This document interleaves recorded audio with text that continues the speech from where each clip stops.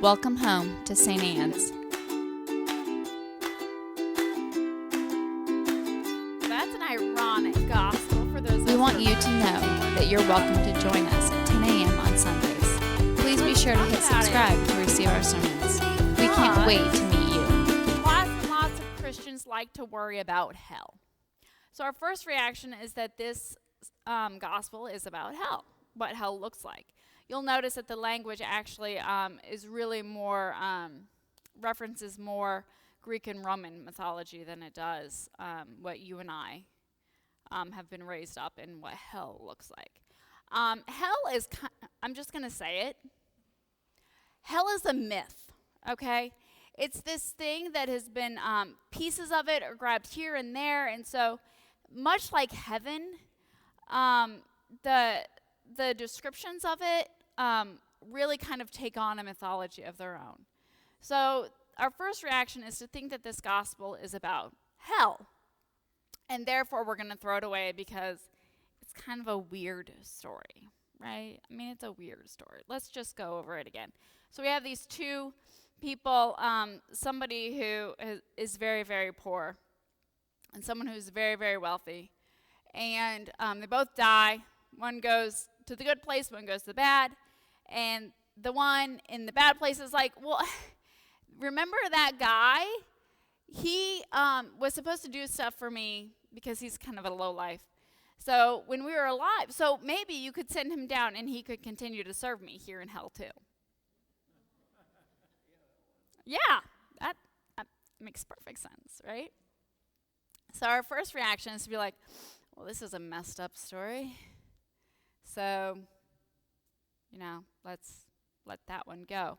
But what if I tell you that this story is not about life after death? It is not about any of those things at all. But it is about this idea that I need evidence of God's existence. Because what I really want us to focus on is the lines at the end of this story, because that's the meat of the story. The meat of the story is like, okay, so I get that I'm dead and there's no hope for me, but I'm going to need you to send Lazarus back, okay, and warn them that this is all real and that they're supposed to be living differently.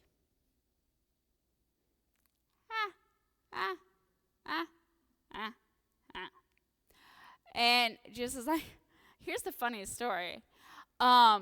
Even if that were to happen, because God has sent prophets and has sent people to say those things, y'all don't listen. So this is an ironic story. This is ironic because Jesus is saying to them, even if someone comes to you, tells you the right way to live, dies and comes back and tells you, y'all are so hard-headed that you won't listen. Suddenly this just got a lot more real for us Christians, didn't it? Uh-oh. How we doing with that? How we doing with God comes, God shares with us how we should be living, God raises from the dead, God is still sending messengers to be like, hey, how y'all should be living, and we're like, psh. And we say things like, God, give me a sign.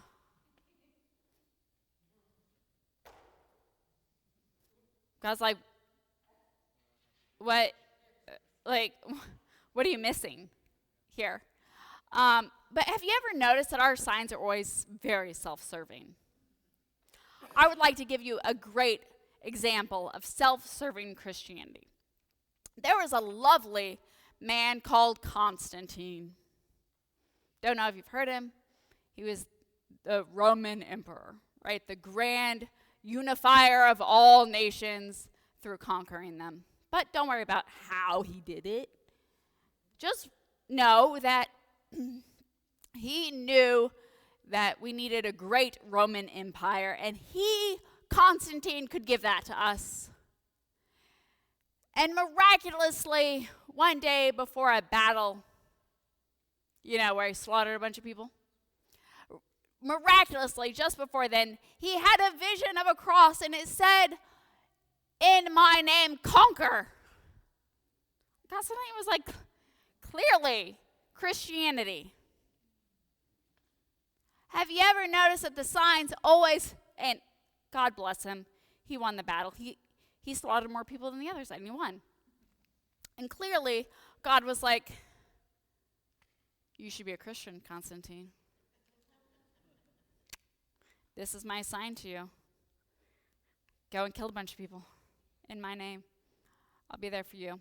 And I want us to think about that, because that, obviously, I'm kind of making a mockery. But again and again and again in history, we have this self-serving vision that if God does this thing for me, then I will believe in God, and I will become a Christian, and I will live a life devoted to you, Jesus, right before I die. Because, the most convenient time to become a Christian is like when you don't have to do it anymore. I want us to think about that, because while I'm joking about it and making a mockery of it, it's very real to you and me.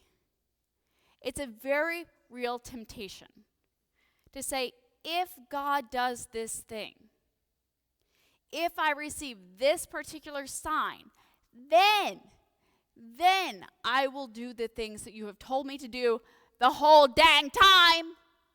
Because I don't know if you've noticed, but God has been here the whole time and has been saying, live this way the whole time. There have been signs the mere existence of humans on this rock hurtling through space. I don't know if I can think of any greater sign of God's divine intervention than the fact that we exist. We pathetic, naked humans who are like, we're monkeys that have no fur, and the only real gift that we have is opposable thumbs. Okay? We exist. Do you know all the things that should go wrong to bring a human into the world? It is miraculous that humans even are born, frankly. It's crazy. And then the fact that we're living on this planet, doing the things that we do, I can't think of a greater evidence of God than that you and I are here. That this whole planet even exists. But you and I are so broken and messed up that we say things like, well, if God does this, then I'll believe in God. Like for reals? Like God's going to do stuff for you so that you believe in God? Like, how small is our God? Have you really thought about how small our God is if we believe these things? God is not a vending machine, okay? And I get that we really want God to be a vending machine where we say, okay, I'm going to put in these prayers, I'm going to press the button, and I'm going to get the thing that I wanted. That's how you and I have a tendency to believe in God. But what if I tell you we're wrong?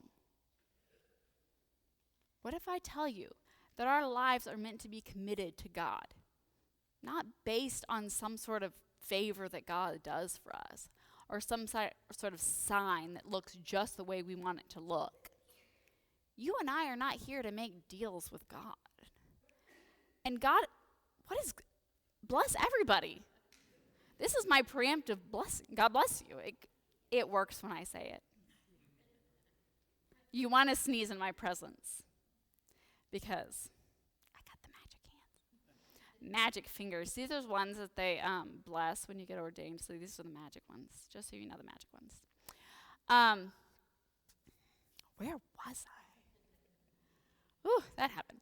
Okay, so we are not here to make deals with God. God is not so small and pathetic that God needs to make deals with us to prove that God exists. God exists whether or not you and I believe in God. That is an important distinction, because there are people out there who are like, well, I don't believe in God. Well, good for you. You don't believe in female clergy either, but here we are. You cannot believe in something. You don't have the power to make it not exist. All right? So we've got to flip things around. We are called to flip things around. God is not here to make you wealthy or happy or successful or whatever your definition, or to conquer lands. God doesn't exist for you to murder a bunch of people. To conquer things. In my name, kill all the things. In my name, burn down all the mountains. No. Even though we tend to think that, right? If I'm successful, that means that God loves me. And God hates everybody else? What does that mean? Can we really think about our theology real fast? What are we saying? What is it that we're thinking? You and I are called to serve God. Period. End of story. God is not here to be proven to you. Does that change the way that we look at life? Does it change it? God's not your vending machine. Though wouldn't it be handy if there was like a Hershey's bar and like Cheetos and God? Though it would be like the one slot that you had to shake the machine. We want you to know that you're welcome to join us 10 a.m. on Sundays. Please be sure to hit subscribe to receive our sermons. We can't wait to meet you.